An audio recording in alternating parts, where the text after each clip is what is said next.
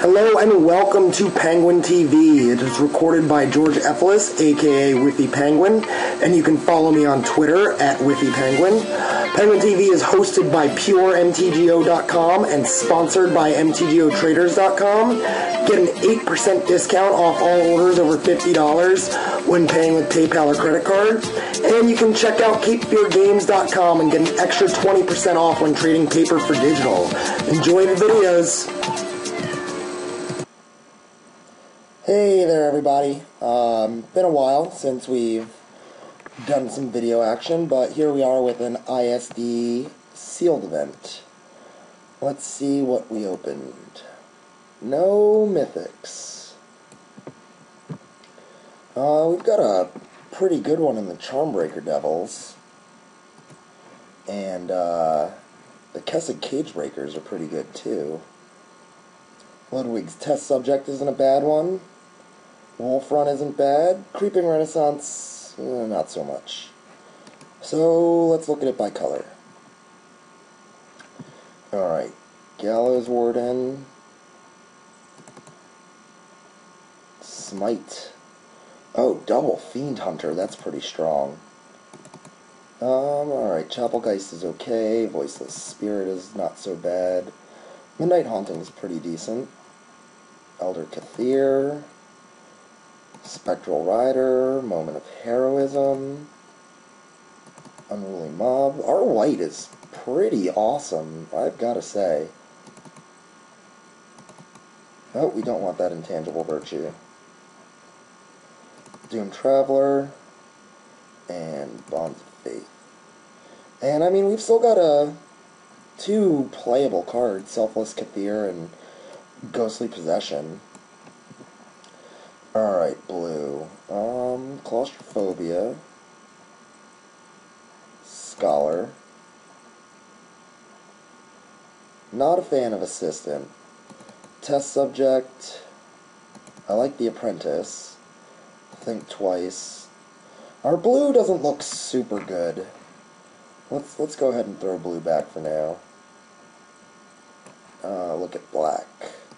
Morcrypt Banshee and Burial Rites. Moan of the Unhallowed. Patrician's decent. Altar's Reap could be good. Deadweight's pretty good. And then a couple of Walking Corpses. Black is okay. It's not exciting, though. What do we have for red? We've got Charmbreaker Devils. And no good red instants. Lots of red aggro.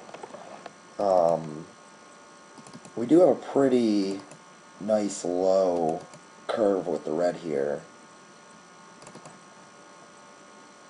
Get in this Crossway Vampire. Take a look at green. No. Yes. I'm not a big fan of Gutter Grime. I'm sure it's really good in the late game, but I'm just not a big fan of it. Two Festerhide Boars, Villagers of Estwick. Ooh, Travel Preparations. And we're definitely playing white. And then a Gnaw to the Bone, I guess. For artifacts, Blazing Torch is always good. Mask could be good. And then Geistcatcher's Rig. Alright, so we definitely have to play white. We've got too many good white cards to just throw that away. The question is, do we play red for the early curve and Charmbreaker Devils, or do we play green for Cagebreakers and Travel Prep? Interesting. So let's do a Converted Mana Cost sort. I'm pretty sure that we don't want black.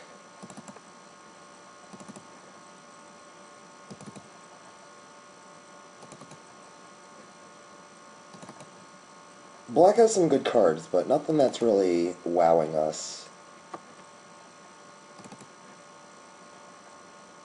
Alright. So, now let's see here.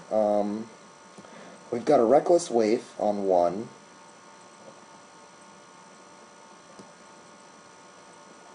We've got 3 red 2-drops on 2.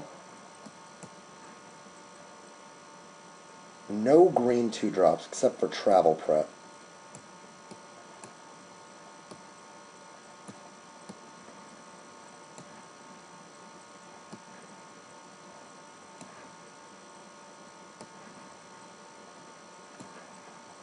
And then this big guy at the end here.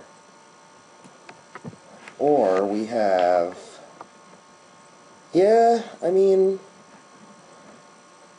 I think that we just want to play white-red. And get that Charmbreaker Devils going late game with Smite the Monstrous and Midnight Haunting and Moment of Heroism. So that puts us at 24 with 18 dudes.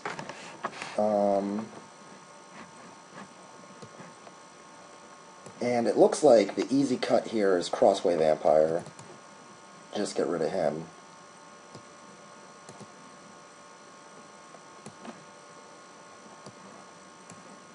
Smite comes down.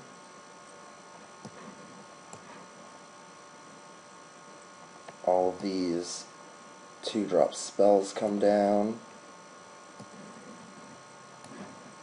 And then Midnight Haunting. And Blazing Torch. So what's wrong with this? We don't have a lot of removal. We have Bonds of Faith, Blazing Torch, and Smite the Monstrous. They're fine, and we've got some pretty... We do have the 2 Fiend Hunters as removal as well. We've got some pretty decent guys. Now, if we're playing white-red, do we want Rally the Peasants? That's an interesting card. We do have a lot of creatures. And I don't think we want any of these. Another question is, with 2 Shimmering Grottos, do we want a Kessig Wolf Run? Do we want to get greedy and play 2 Grottos, 2 Mountains, a Forest, a Wolf Run, and Plains? Is the question. Actually, with 2 Grottos, I don't know if we actually ever really need to put a Forest in the deck. That's a question for once we get the mana base down, though. So we've got 24 cards and 17 creatures.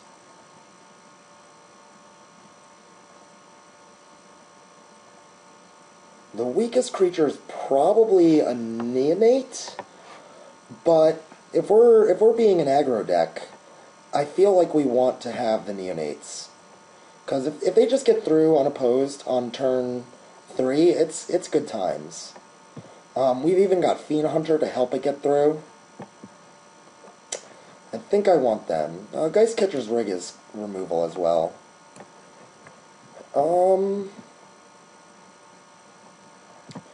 So what would we cut? What's better, Rally the Peasants or Mask of Avacyn? I think that's the question. I think we want everything else. So this can make our guys pretty big. It can protect our Charmbreaker Devils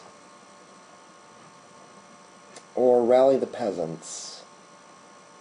So in order for Rally the Peasants to be really good, I need to have more creatures on the table than he does. Preferably like 4 or 5 to 2. Is that feasible? I suppose it is feasible. Another thing that we can do is we could only play 16 land. Our curve is relatively low. I think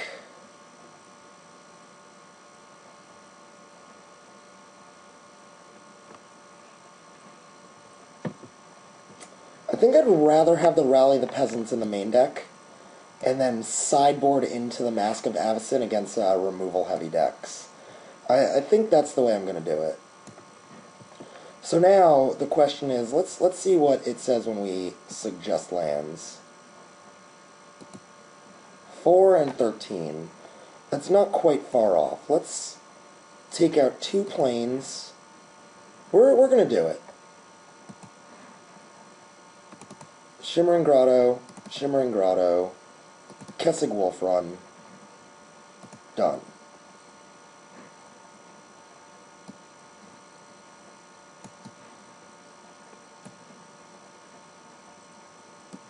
So, the Wolf Run is definitely a dead land without the grottos. But I think it might be worth the effect to have it with the grottos.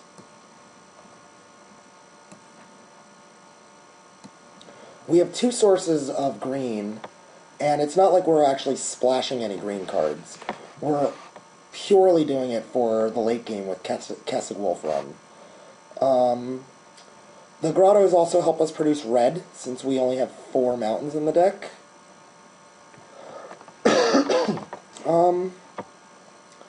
This mana base might hurt our chances of going turn 1 Reckless Waif or turn 2 Blood Crazed Neonate, but I do still like it. And I guess that Rally the Peasants has a little bit of extra synergy with Charmbreaker Devils. If I have like a Spectral Rider or one of my flying guys down, then, or if you just can't block flyers and I've got like Haunting tokens, yeah, that seems pretty good. I'm gonna go with this. Let's go ahead and save it as ISD Sealed. I believe this is number 3. And we're gonna submit. I will see you guys for round 1.